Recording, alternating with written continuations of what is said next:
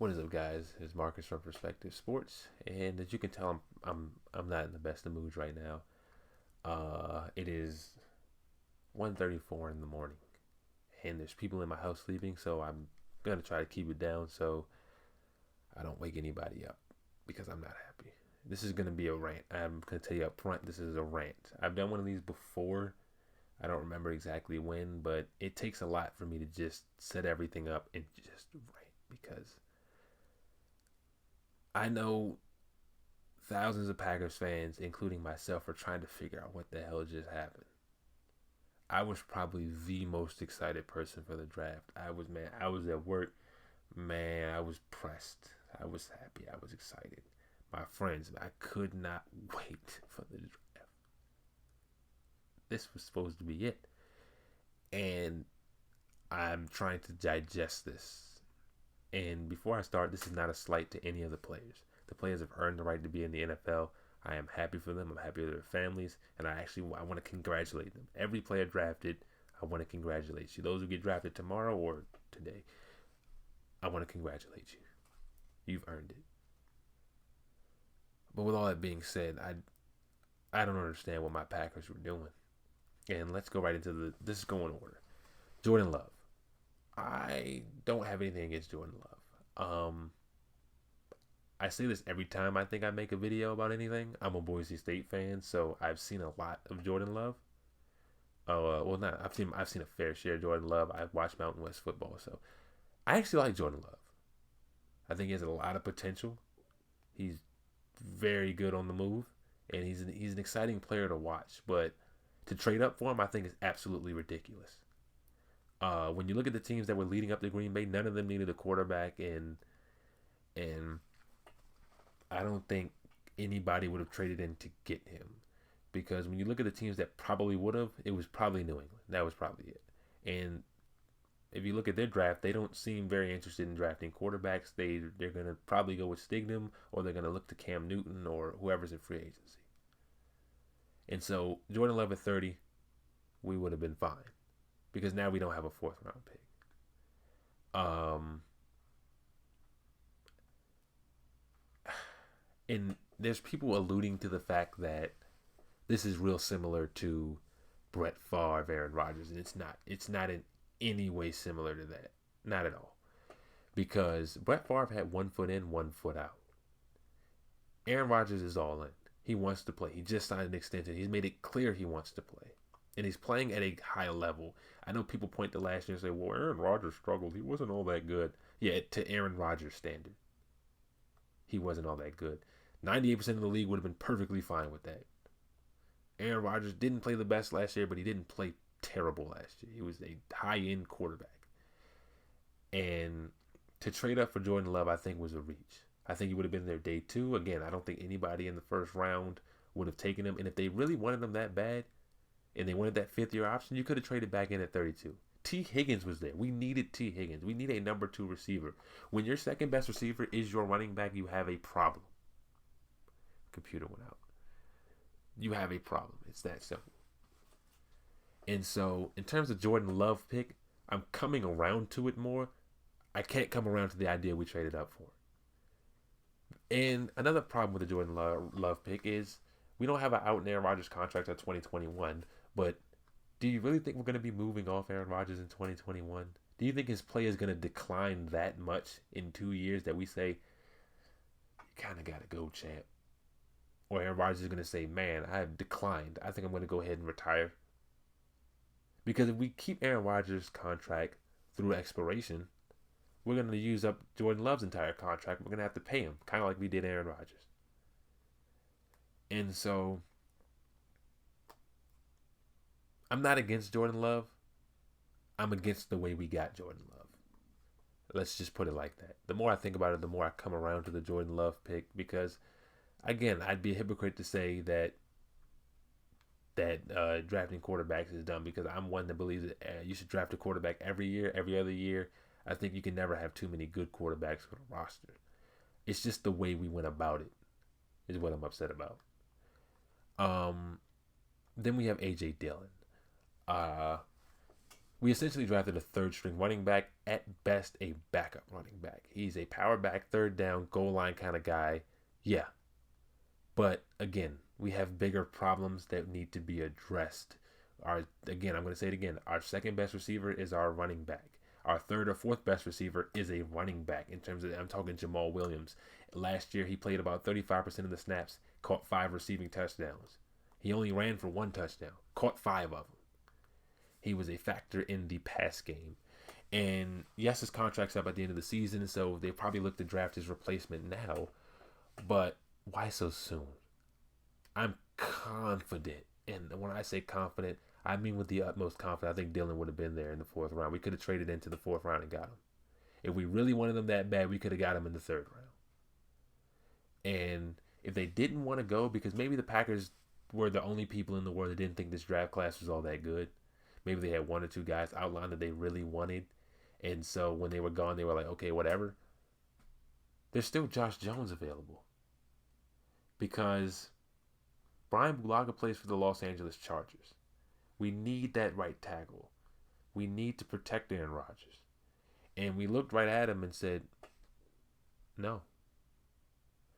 And that's what got me upset about this pick, because we have bigger needs. We really do have bigger, more pressing needs than another running back.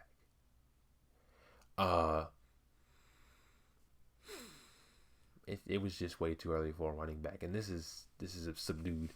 And then we had Josiah DeGuaya, awesome name, but this is where I lost it. I mean, in the PlayStation Party chat, I lost it. This guy was a projected 5th, 7th round pick. We took him in the 3rd. Rob Domofsky, he said that his friends over at, and he tweeted this, his friends over at Rough Draft Ray had him ranked as a 5th round H-back / fullback. And so we just essentially spent a 3rd round pick on a fullback. Is he a pass catcher? Yes. But when asked in the post-draft interview about him being able to play Danny V or Danny Vital's position, Brian Gutekunst pretty much said everything but yeah, he's going to be our fullback. He alluded to the fact that, he can do what Danny does. He's just a little bit more versatile. Okay. So I'm confident he's going to be playing fullback if he wants to get on the field, because Mercedes Lewis is probably going to be the starter. Jay Sternberg is probably going to be the backup. So that either means we drafted a 3rd string tight end in the 3rd round or our new starting fullback. Unless they just have no confidence in Jace and they think Mercedes is just kind of to be the veteran in the locker room kind of guy. So I think this is worst case scenario for Packers fans. We drafted 3 backups with our first 3 picks, 1st, 2nd, 3rd round. 3 backups. The only guy with a chance to the only guy with a chance to start barring injury is DeGuaya, and that's going to be at fullback.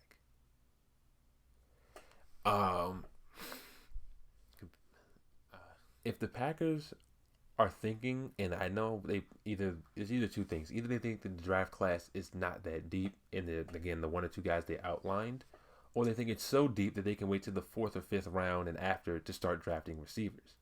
And if that's their plan, they haven't learned from history. In 2018, we drafted 3 receivers in the 4th, 5th, and 6th round. We drafted Jamon Moore in the 4th. We drafted Marquez Valdez-Scantling in the 5th and Equanimous St. Brown in the 6th. Moore isn't on the roster anymore. St. Brown has 21 receptions and 328 yards and has played in only 12 games. And then you have MVS, who's been the only productive receiver. Kinda. He has 64 receptions and 1,033 yards in 32 games. We have not learned from history if that's our plan. When we look at the amount of talent, it was an immense amount of talent in this draft class at wide receiver. And the Packers just turned their back to it. Said, no, thank you. Not us. And it's baffling. Because when you look at the teams that needed receivers, the Raiders went out and got 3. Denver went out and spent their 1st and 2nd round on receivers. The Packers addressed none of their needs with their first 3 picks. And that's my biggest problem. We addressed maybe 1. Tight end's kind of a need. So they addressed half of a need. I'm going to give them half credit for the tight end because they reached so far. We had drafted half a need with our first 3 picks. Inside linebacker? No, thank you. Get Kenny Clark some help on the interior line? We're good. Wide receiver? Hey, Devontae Adams, you want to do all the work? Yeah, I think he can do all the work. We addressed none of that. Inside linebacker, interior defensive line, wide receiver, tackle, all unaddressed heading into day 3.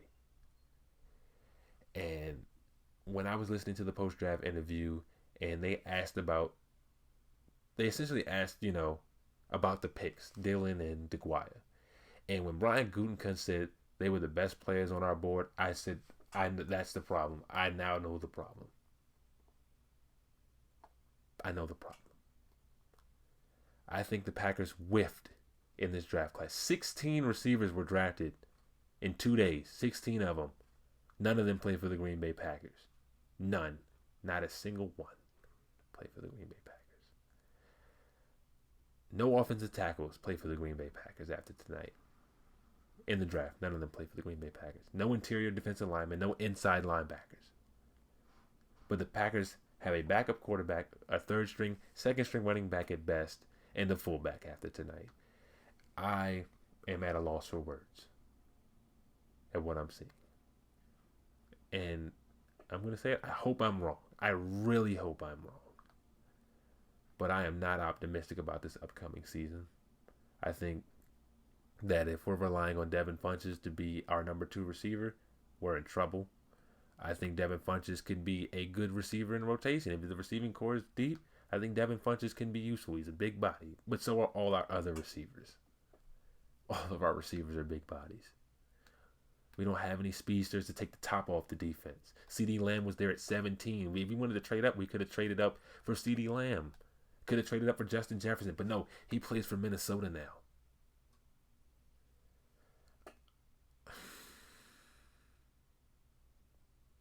I think I'm going to call it a night here. I'm just disappointed.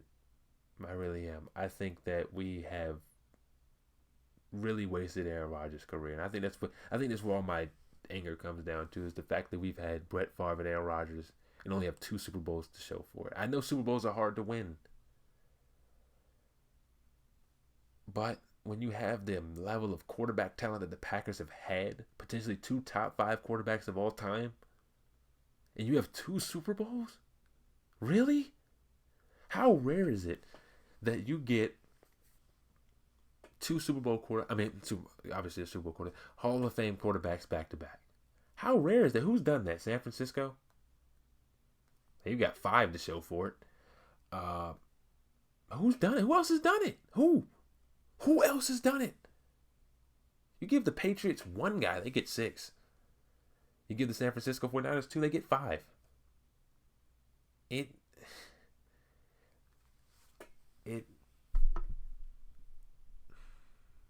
It's amazing that Aaron Rodgers at this point in his career only has 1 Super Bowl.